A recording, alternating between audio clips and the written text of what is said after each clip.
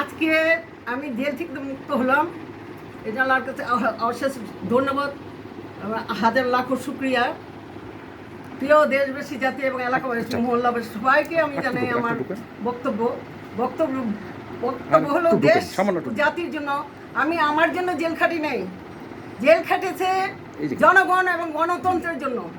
গণতন্ত্রের কথা বলতে গেলে সবাই জেলে যাবে এবং আমিও যাব, এবং গণতন্ত্রের কথা আমরা বলবো এই জন্য রাজপথে ছিলাম এবং আছি, আগামীতেও থাকবো।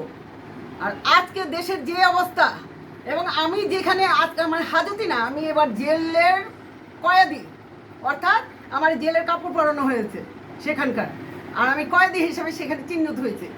আর সেখানে আমি হাজত খেটেছি 18 মাস। আমার কোনো নেই, কারণ আমরা গণতন্ত্রের জন্য লড়াই করছি এবং গণতন্ত্রকে উদ্ধার করে জনগণের দ্বার উন্মোচিত করার জন্য আমাদের এই সংগ্রাম চলবে।